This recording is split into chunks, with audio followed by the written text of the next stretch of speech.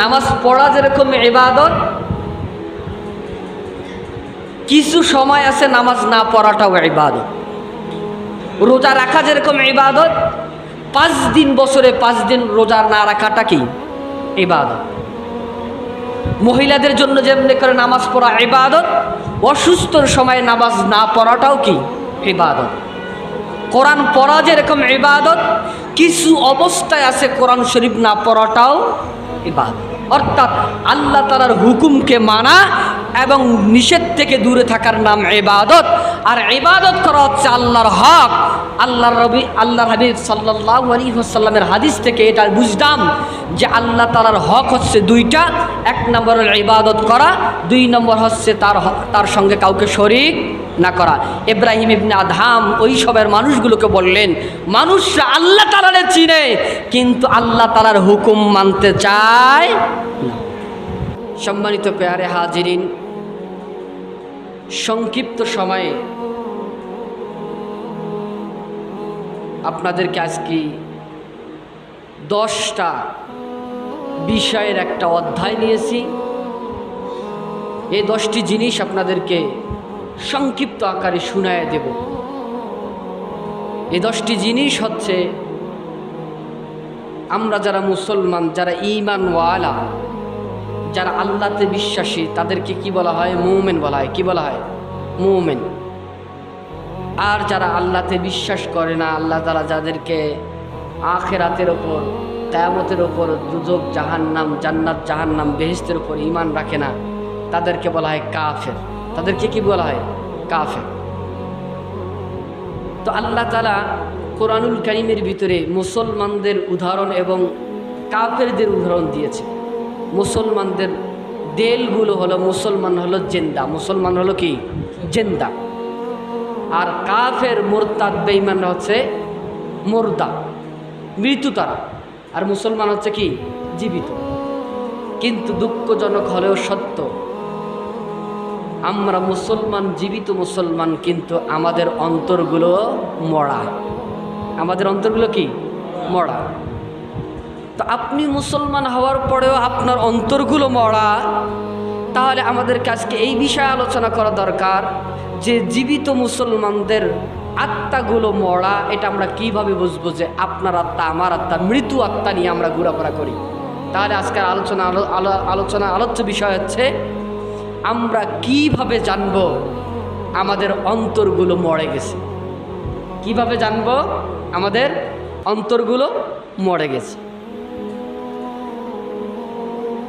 এখানে 10টি বিষয় আলোচনা হবে। 10টি বিষয়ের মাধ্যমে আপনি আমি জানতে পারবো আপনার অন্তর, আমার অন্তর মৃত অন্তর। আপনার অন্তর, আমার অন্তর মৃত্যুবরণ করেছে। যদিও বা আপনি আমি মুসলমান, কিন্তু মৃত্যু অন্তর দ্বারা, মৃত্যু কলব, দেল, জ্ঞান, ব্রেন নিয়ে আমরা কি করি? চলাফেরা করি। এ কথা কোথায় থেকে পেলাম, কার থেকে নিলাম? ইব্রাহিম ইবনে আদহাম রহমতুল্লাহি আলাইহি, সকলে বলি রহমতুল্লাহি আলাইহি। উনি একজন বসরার বিখ্যাত আলেম এবং ওনার সময়ের সব থেকে বড় আলেম এবং সব থেকে বড় বুজুর্গ এবং বড় আল্লাহওয়ালা। উনি একদিন বসরার বাজারে যাইতেছিলেন। বসরার বাজারে গেছে, অনেক মানুষ ওনার কাছে জমা হয়ে গেছে। জমা হওয়ার পরে বড় হুজুর আসলে আমরা জিগাই না, প্রশ্ন করি না? করি। ওই সময়ের বড় আলেম আসছে বসরার বাজারে, মানুষ জমা হবে না এটা হতে পারে না।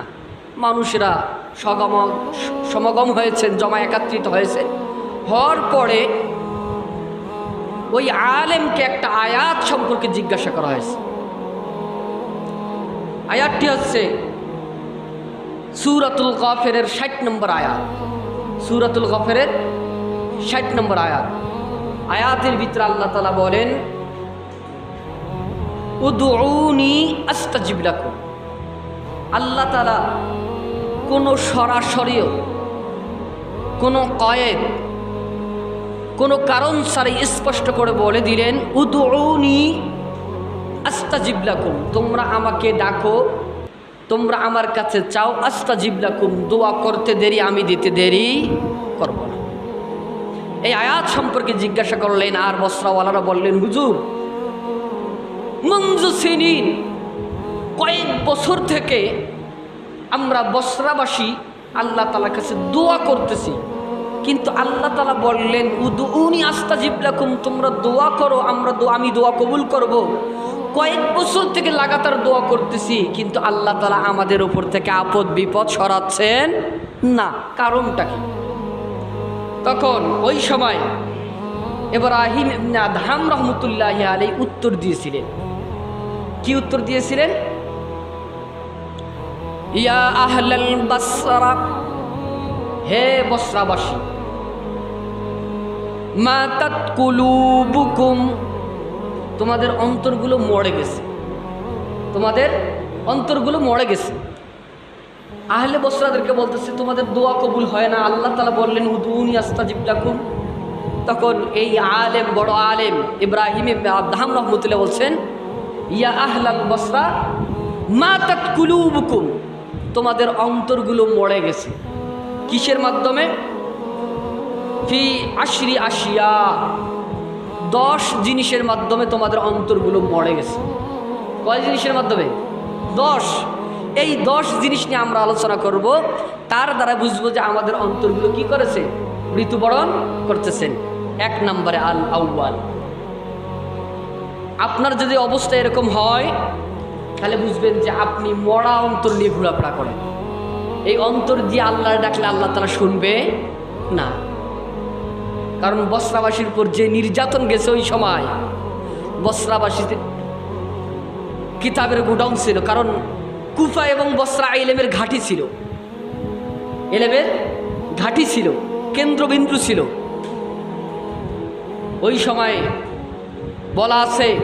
বলা হয় কিতাবের ভিতরে আসছে, বসরার মাকতাবাগুলো থেকে, পাটাগার থেকে কিতাবালয় যে জায়গাগুলোতে কিতাব রাখে, ওই কিতাব ওই সময়ের সবথেকে জালেম বাদশাহ, উনি ইলমি কিতাবগুলো, ফতুয়ার কিতাবগুলো, কোরআন হাদিসের পাণ্ডুলিপিগুলো এত বেশি পড়েছে, ওই সময়ের যত নদী ছিল জীবিত, সমস্ত নদী কালির কারণে, অর্থাৎ কাগজের পোড়া ময়লার কারণে নদীগুলো ভরপুর বন্ধ হয়ে গেছে।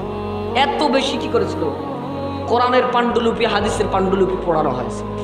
ওই সময়ের কথা, ওই সময় ইব্রাহিম বিন আদহাম রহমতুল্লাহ এই কথা বলেছেন, তোমাদের উপরে এত নির্যাতন চলা হচ্ছে, তবু তোমরা আল্লাহকে ডাকতেছো, উদউনি আস্তাজিব লাকুম, তোমাদের দোয়া কবুল হচ্ছে না, কারণ তোমাদের অন্তরগুলো মরে গেছে। কয়টা জিনিসের মাধ্যমে? 10টা জিনিসের মাধ্যমে। আল আউয়াল, ইব্রাহিম ইবনে আদহাম রহমতুল্লাহ বলেন, প্রথমটা হচ্ছে, তখন তারা জিজ্ঞাসা করলেন, ওলামা উনা ইয়া সাইয়্যিদুনা, সেই কারণগুলো কি? কোন কারণে আমাদের অন্তরগুলো মরে গেছে? আর মরা অন্তর দিয়ে আল্লাহ তাআলা ডাকতেছি, আল্লাহ তাআলা শুনতেছে না। সেই মরা অন্তরের আলামত কি দ্বারা বুঝবো যে আমাদের অন্তরগুলো মরে গেছে? দেখেন, মুসলমান আল্লাহরে চিনবে না এরকম হতে পারে না। আল্লাহরে চেনে না মুসলমান, এটা হতে পারে, কারণ আল্লাহরে চিনার নামই তো মুসলমান, মুমিন। ইব্রাহিম ইবনে আদহাম রহমতুল্লাহি আলাইহি সুন্দর করে তাদেরকে জানায়া দেন, কদ আররাবতুমুল্লাহ, 1 নম্বরে হলো তোমরা আল্লাহ তাআলারে চিনো। আসমান তৈরি কি করেছেন তোমাদেরকে জিজ্ঞাসা করলে তোমরা বলবা আল্লাহ। জমিনকে সৃষ্টি করেছে, তোমাদেরকে প্রশ্ন করলে তোমরা বলবেন আল্লাহ তাআলা জমিন সৃষ্টি করেছেন, চন্দ্র সূর্যকে সৃষ্টি করেছেন, নদী পর্বত পাহাড়কে সৃষ্টি করেছেন। তোমরা এক কথায় উত্তর দিবা আল্লাহ। এই জন্য ইব্রাহিম ইবনে আদহাম রহমতুল্লাহি আলাইহি বলেন, কদ আররাবতুমুল্লাহ, তোমরা আল্লাহকে চিনো, কিন্তু তার সঙ্গে তোমরা একটা কাজ করো, সেটা ওয়ালাম তুআদ্দু হাক্কাহু, কিন্তু তোমরা তার হক আদায় করো না। তোমরা আল্লাহ তাআলাকে চিনো ঠিকই, কিন্তু তোমরা তার হক আদায় করো না। এখন প্রশ্ন জাগে, হুজুর আল্লাহ তাআলার হক কি? আল্লাহ তাআলার হক কি? আল্লাহ তাআলার হক হচ্ছে 2টা। কয়টা? 2টা। এটা কোথায় থেকে পেলাম? বুখারী শরীফের হাদিস। হাদিসটি বর্ণনা করেন মুআজ ইবনে জাবাল রাদিয়াল্লাহু তাআলা। মুআজ ইবনে জাবাল রাদিয়াল্লাহু তাআলা আনহু রাসূল করিম সাল্লাল্লাহু আলাইহি সাল্লামের একদম কাছের লোক ছিলেন। উনি চিকন চিকন জিনিস, খুব ভারী গোপন জিনিস জিজ্ঞাসা করতেন মুআজ ইবনে জাবাল রাদিয়াল্লাহু তাআলা। একদিন ওনার সঙ্গে রাসূল করিম সাল্লাল্লাহু আলাইহি সাল্লামের সঙ্গে একে উটের ভিতরে বসে সফর করতেছিলেন। তো যদি বড় ভাই সামনে থাকে, ছোট ভাই পিছনে থাকে, অথবা চাচা সামনে থাকে ড্রাইভিং করে, পিছনে যদি ভাতিজা বসে থাকে, তো জিগায় কি জিগায় না, তুমি এটা জানো, জিগায় কি জিগায় না, জিগায়। রাসূল করিম সাল্লাল্লাহু আলাইহি সাল্লাম হুবহু এইভাবে মুআজরে জিগাইতেছে। কি জিগাইতেছে? ইয়া মুআজ আতাদ্রি মা হাক্কুল্লাহি আলাল ইবাদ।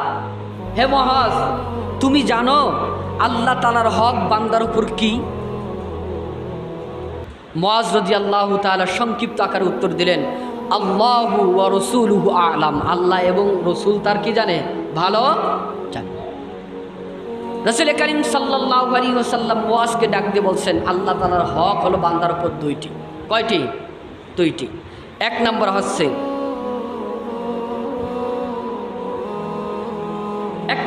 আইয়াবুদাল্লাহ, দুই নম্বর হচ্ছে ওয়ালা তুশরিকু বিহি শাইআ।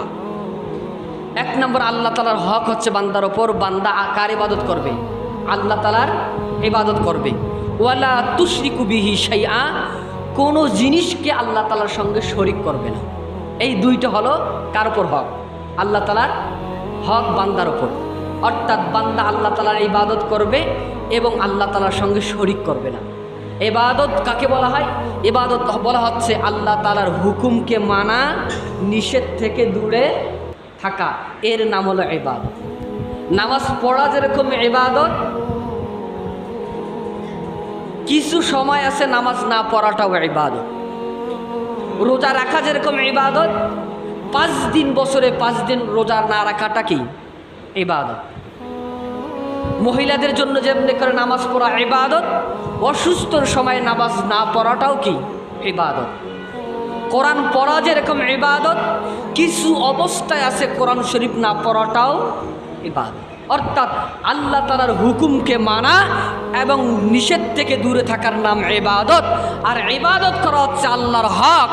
আল্লাহ হাবিব সাল্লাল্লাহু আলাইহি ওয়াসাল্লামের হাদিস থেকে এটা বুঝলাম যে আল্লাহ তাআলার হক হচ্ছে দুইটা। এক নম্বর হল ইবাদত করা, 2 নম্বর হচ্ছে তার সঙ্গে কাউকে শরীক না করা। ইব্রাহিম ইবনে আদহাম ওই সবের মানুষগুলোকে বললেন, মানুষরা আল্লাহ তাআলারে চিনে কিন্তু আল্লাহ তাআলার হুকুম মানতে চায় না। এটা আমাদের ভিতরে আছে কি আছে না? এটা মনে হয় কম।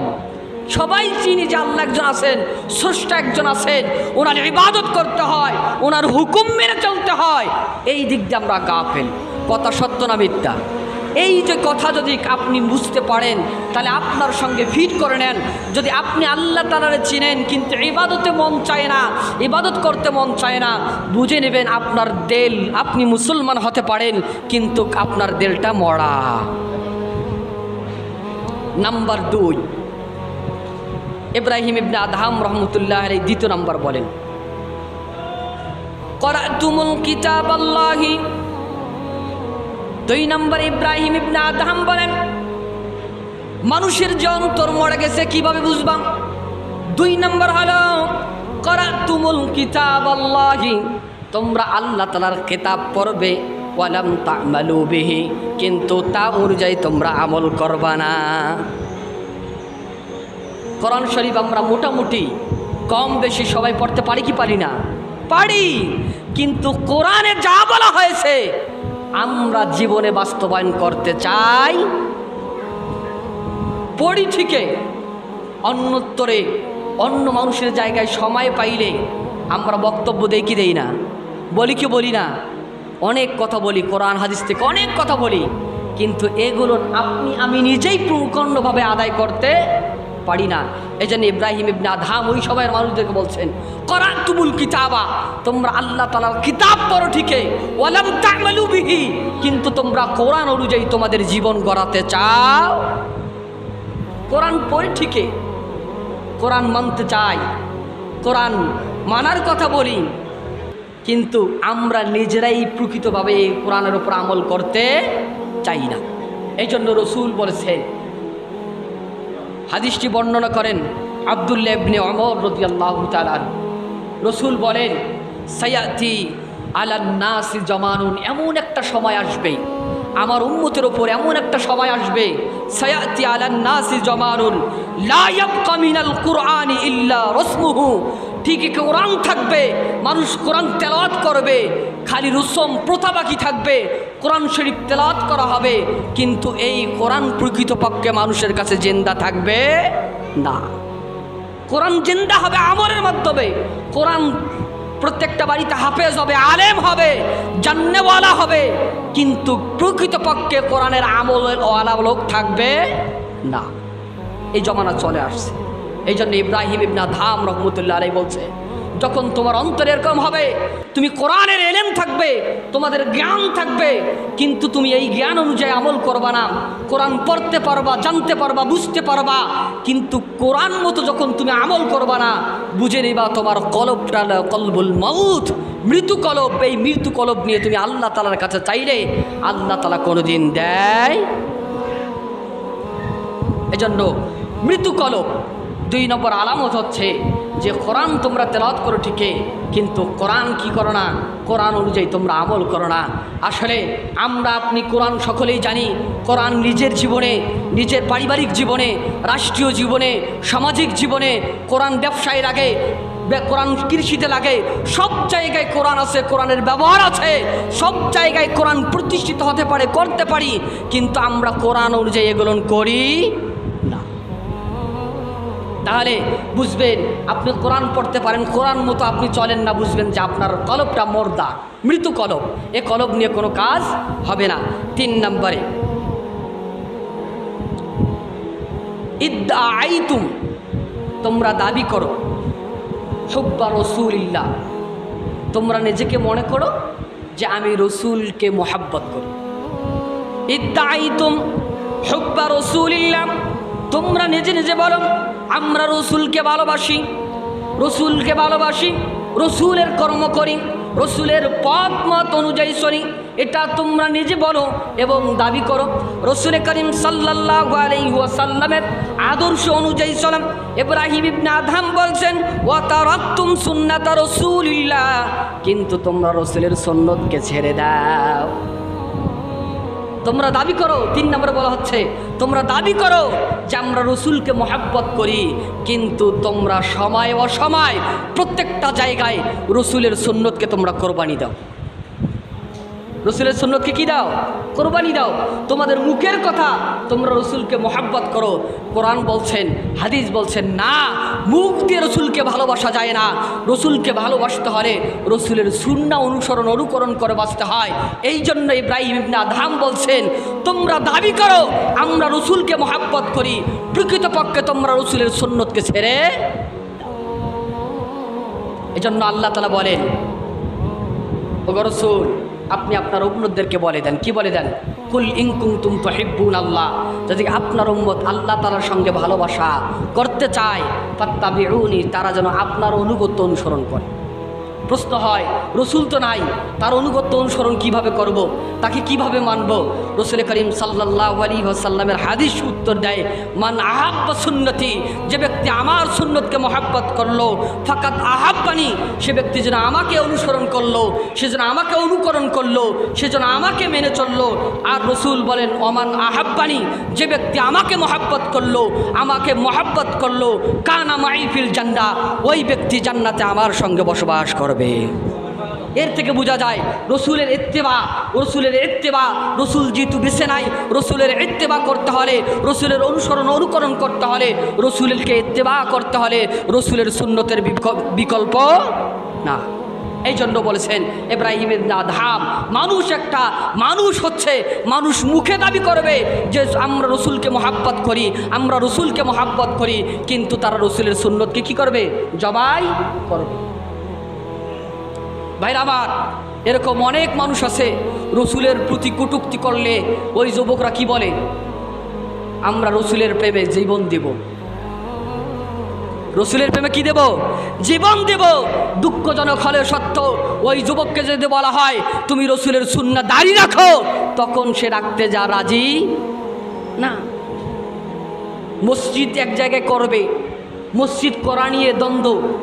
এক গ্রামের মানুষ বলতেছে ওখানে মসজিদ না হলে জীবন দিব, কথা সত্য, কিন্তু ওই ভাইরে যদি বলেন প্রত্যেক দিন মসজিদে আসে 5 ওয়াক্ত নামাজ পড়বা, কিন্তু সে মসজিদে আসতে চায়। ওই মসজিদ করে কোনো লাভ নাই, যেই মসজিদ করার জন্য জীবন দিলা কিন্তু ওই মসজিদের আসলে না, ওই মসজিদে নামাজ পড়ার জন্য আসলে না, ওই মহাব্বতে রসুলের শাফাত পাওয়া যায় না। যেই রসুলের মহাব্বতের জন্য জীবন দিলা কিন্তু রসুলের সুন্নতকে ত্যাগ করলা, এটা কোনোদিন প্রকৃত রসুলের মহাব্বত হতে পারে না। এই জন্য ইব্রাহিম ইবনে আদহাম বলছেন ওই সমস্ত কলবগুলো, ওই সমস্ত আত্মাগুলো মৃত আত্মা, যেই আত্মা বলে, যেই আত্মার মানুষগুলো বলে আমরা রসুলের সুন্নতকে, রসুলকে মহাব্বত করি, রসুলকে ভালোবাসি, কিন্তু তারাকতুম সুন্নাত আলা রাসূলিল্লাহ, কিন্তু তারা রসুলের সুন্নাহকে ছেড়ে দেয়, তারা প্রকৃত রসুল প্রেমিক হতে পারে না। রসুলের সুন্নাহ সব জায়গায় আছে না নাই? মসজিদে আসবেন রসুলের সুন্নাহ আছে কি আছে না? বাজারে যাবেন রসুলের সুন্নাহ আছে কি আছে না? ব্যবসায় যান রসুলের সুন্নাত আছে কি আছে না? সব জায়গায়, প্রত্যেকটা জায়গায় রসুলের সুন্নাহ আছে। কিন্তু আপনি হুব্বে রসুল, আপনি রসুলকে মহাব্বত করেন, কিন্তু আপনার পদে পদে রসুলের সুন্নত পদদলিত হয় কি হয় না? হচ্ছে। এই জন্য তা আল্লাহর হাবিব সাল্লাল্লাহু আলাইহি ওয়াসাল্লামের পরে যাদের স্থান, তাবে তাইম আইম্মায়ে মুস্তাহিদিনের জমানার লোক ইব্রাহিম ইবনে আদহাম রাহমাতুল্লাহ আলাইহি বলতেছেন এমন একটা সবাই আসবে মানুষের অন্তরগুলো মরে যাবে, কিন্তু সে নিজেকে জিন্দা মনে করবে, তোমাদের কলবগুলো হবে মুর্দা। সেটা হচ্ছে আদাইতুমুম, তোমরা দাবি করবা হুব্বা রসুল, রসুলকে মহাব্বত করো, এটা দাবি করবা মুখে, কিন্তু তারাকতু সুন্নাত রসুল, কিন্তু তোমরা রসুলের সুন্নাহগুলোকে ছেড়ে দিবা। বুঝে নিবা তোমাদের অন্তরগুলো মরে গেছে, তোমাদের অন্তরগুলো কি গেছে? মরে গেছে। এটা মৃত্যু কলবের মানুষের কথা, যে মুখে বলবে আমরা রসুলকে মহাব্বত করি, কিন্তু রসুলের সুন্নাহগুলোকে কি দেবে? ছেড়ে দেবে। এটা হলো মৃত্যু কলব ওয়ালা মানুষের কথা। 4 নম্বরে ইব্রাহিম ইবনে আদহাম রহমতুল্লাহি আলাইহি বলেন, 4 নম্বর হচ্ছে ইদ্দাআইতুম আদাওয়াতাশ শাইতান ওয়া ওয়াফাকাহু। 4 নম্বরে মানুষ কথায় কথায় বলে যে সব থেকে বড় শয়তান মানুষের জন্য হলো শয়তান। সব থেকে বড় দুশ্মনকে শয়তান, এটা মানে আমরা কেউ জানি না, সকলেই জানি, প্রত্যেকজনেই জানি, বিভিন্ন সময় বলিও।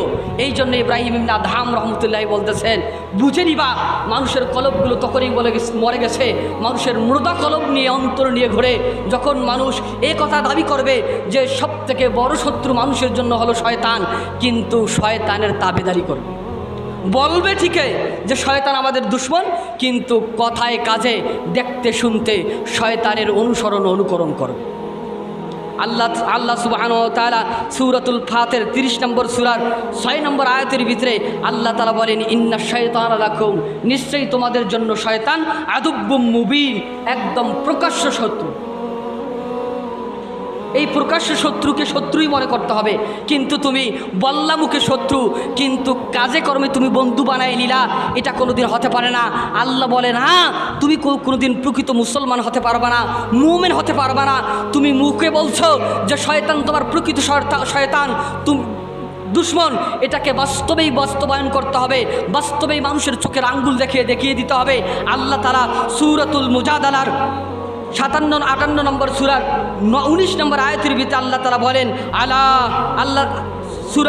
আল্লাহ তাআলা বলেন ইন্নাশ শাইতানা লাকুম আদুব্বুন ফাত্তাখিযুহু আদুব্বা, তোমরা যেহেতু শয়তানকে দুশ্মন ভেবেছো, তাহলে তোমরা আসলেই বাস্তবে প্রমাণ করে দাও শয়তানেই তোমাদের আসল দুশ্মন। ফাত্তাখিযুহু আদুব্বা, তাকে দুশ্মন মনেই করো। তোমরা চলবা রসুলের সুন্নাহকে পদদলিত করে, তোমরা চলার ক্ষেত্রে শয়তানের অনুসরণ করবা, তোমরা বলার ক্ষেত্রে তোমরা শয়তানের অনুসরণ করবা। শয়তান মিথ্যা বলে, তুমিও বলার ক্ষেত্রে মিথ্যা বলবা। শয়তান দেখার ক্ষেত্রে হারাম দেখে, তুমিও দেখার ক্ষেত্রে হারাম দেখবা, নাজায়েজ জিনিস দেখবা। শয়তান বলার ক্ষেত্রে গীবত করে, তুমি চলতে ফিরতে গীবত করবা, কিন্তু তুমি মনে করলা, মুখ দিয়ে বললা যে শয়তান তোমার প্রকৃত দুশ্মন, প্রকৃত প্রকৃত দুশ্মন শয়তান, কিন্তু কাজ করতে গিয়ে, দেখতে গিয়ে, কাজকর্ম করতে গিয়ে তুমি শয়তানের অনুকরণ করলা। আল্লাহ তাআলা বলেন তুমি শয়তানকে, প্রকৃত শয়তানকে তুমি প্রকৃত দুশ্মন ভাবলা না। মুখে তুমি শয়তান ভাবলা, কিন্তু কাজে তুমি কি ভাবলা? দুষ্ট এবং তার অন্তর্ভুক্ত হয়ে গেলা, তার দল হইলা। আল্লাহ তাআলা বলেন তুমি যদি তার দলের লোক হও, তুমি যদি তার পক্ষের লোক হও, ভালো করে শোনো, আলা ইন্না হিজবাল শয়তান, নিশ্চয়ই শয়তানের দল, শয়তানের লোক, যারা শয়তানের কর্মচারী হবে, শয়তানের যারা কাজ করবে, হুমুল খাসিরুন, অবশ্যই তারা ক্ষতিগ্রস্ত। অর্থাৎ আপনি মুখে বললেন যে শয়তান আমাদের প্রকৃত দুশ্মন, কিন্তু ওয়াফাকাহুম, কাজে করবে, দেখতে শুনতে বলতে করতে সব জায়গায় আপনি শয়তানি কাজ করলেন। ইব্রাহিম ইবনে আদহাম বলছেন এই সমস্ত যারা করবে, এইরকম যারা কথা বলবে, এইরকম কর্ম যাদের হবে, বুঝে নিবা তাদের অন্তরগুলো মরে গেছে। তাহলে মরা অন্তরের কয়টা আলামত পাইলাম? 4টা। 5 নাম্বার হচ্ছে কুলতুম তুহিব্বুল জান্নাতা ওয়া লাম তা'মালু লাহা। মানুষ বলবে যে আমরা জান্নাত যাইতে চাই, জান্নাত যাইতে চাই, কিন্তু জান্নাত যাওয়ার যে কাজগুলো আছে এগুলো ছেড়ে দিবে, এগুলো করবে না। মানুষ মুখে বলবে আমরা জান্নাতকে মহব্বত করি, জান্নাত যাইতে চাই, ওয়া লাম তা'মালু লাহা, কিন্তু কোন কাজ করলে জান্নাত যাওয়া যায় এই কাজগুলোর কাছের ধারে যাবে না। বুঝে নিবা মানুষের অন্তরটা মরে গেছে, মানুষের অন্তর মরে গেছে। এটা মৃত্যু কলব। কারণ পাগলেও বুঝে, পাগলেও চেনে, কোনো জিনিস হাসিল করতে হলে তাদের সঙ্গে ভালো ব্যবহার করতে হয়, কারোর কাছ থেকে কিছু নিতে হলে সিস্টেমে চাইতে হয়, নিতে হয়, পদ্ধতি আছে, নিয়ম আছে, কাজ আছে। তেমনি করে আল্লাহ তাআলার কাছে চাইতে হলে, পাইতে হলে কিছু পদ্ধতি, নিয়ম, কাজের দরকার আছে না নাই? আছে। কিন্তু তারা মুখে বলে কিন্তু কর্মতে করে না। এই জন্য ইব্রাহিম ইবনে আদহাম বলেন কুলতুম তুহিব্বুল জান্নাতা ওয়া লাম তা'মালু লাহা, কিন্তু কোন কোন কাজ করলে জান্নাতে যাওয়া যায় এরকম কাজ তোমরা করো না। এই জন্য রাসূল করিম 6 নম্বর হচ্ছে কুলতুম নাখাফুন নারা ওয়া রাহানতুম আনফুসাকুম বিহা। 6 নম্বর হলো তোমরা নিজে মুখে মুখে বলবা, ওই মুর্দা অন্তরওয়ালা মানুষগুলো মুখে মুখে বলবে আমরা জাহান্নামকে ভয় করি, কিন্তু নিজেকে জাহান্নামের কাছে বন্দি রেখেছে। জাহান্নামের কাছে কি রেখেছে? বন্দি রেখেছে। নিজে বলবে এত বড় জাহান্নাম, আযাবের জায়গা, যাওয়া যাবে না, কিন্তু এমন কিছু কাজ করবে, মরবে আর জাহান্নামে যাবে। কিন্তু তাকে বলা হলে তারা বলবে না আমি তো জাহান্নামকে ভয় করি, কিন্তু তার অন্তরগুলোকে, তার কাজকর্ম এমনভাবে বুঝায়, এমনভাবে কাজকর্ম করে যে সে যেন জাহান্নাম ছাড়া, সে যেন জাহান্নামকে দেখার পরে তার কী করতেছে? কাজ করতেছে। এই জন্য হযরত আবু বকর সিদ্দিক রাদিয়াল্লাহু তাআলা আনহু বলেন লা ইয়াদখুলুল জান্নাতা, ওই সমস্ত মানুষরা জান্নাতে প্রবেশ করতে পারবে না, জাসাদুন, ওই সমস্ত শরীর, ওই সমস্ত জিসেম, ওই সমস্ত মানুষের শরীররা, ওই শরীরওয়ালারা কোনোদিন জান্নাতে যেতে পারবে না, গুজিয়া বিল হারাম, যেই শরীরকে হারাম দ্বারা প্রতিপালন করা হয়েছে। কিন্তু দেখেন সমাজের ভিতরে আপনি খান, বলেন, দেখেন সব কিছু হারাম, সব কিছু কম বেশি সব কিছু হারাম। আর আবু বকর সিদ্দিক রাদিয়াল্লাহু তাআলা আনহু রাসূল থেকে বর্ণনা করতেছেন ওই সমস্ত শরীর জান্নাতে যাবে না যেই সমস্ত শরীর হারাম দ্বারা প্রতিপালন হয়েছে। ভাইরা আমার, এই জন্য আপনি জাহান্নামকে ভয় করেন, জাহান্নামকে ভয় করেন এই কথা বলেন, কিন্তু নিজের নফসকে, নিজের আত্মাকে জাহান্নামের ভিতরে ঢুকায় দিয়েছেন আপনি আগে থেকে।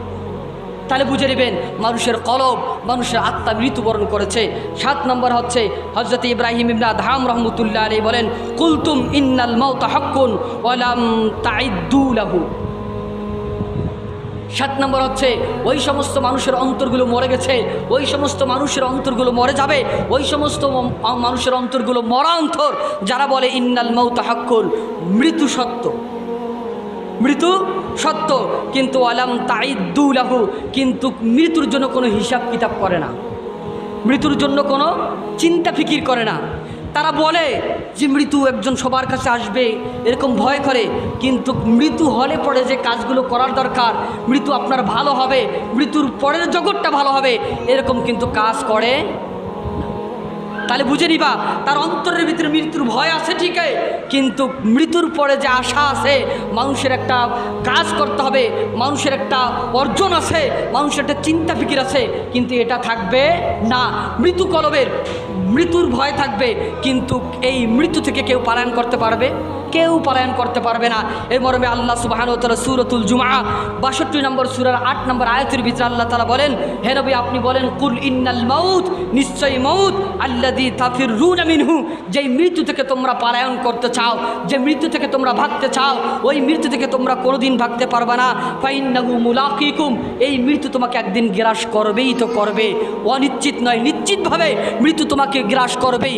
তুমিও মরবা, তোমার আগে পূর্বে পুরুষ যত ছিল তারাও মরছে, তোমাদের গ্রামের আশেপাশে অনেকরাই মরছে, তুমিও একদিন মরবা। ভাইরা আমার, আমরা মৃত্যু থেকে ভাগতে চাই, কিন্তু মৃত্যু থেকে কেউ ভাগতে পারে নাই, আর মৃত্যু থেকে ভাগাটাও অসম্ভব, কিন্তু গুনাহ থেকে বেঁচে থাকাটা সম্ভব। গুনাহ থেকে বেঁচে থাকা সম্ভব কিনা?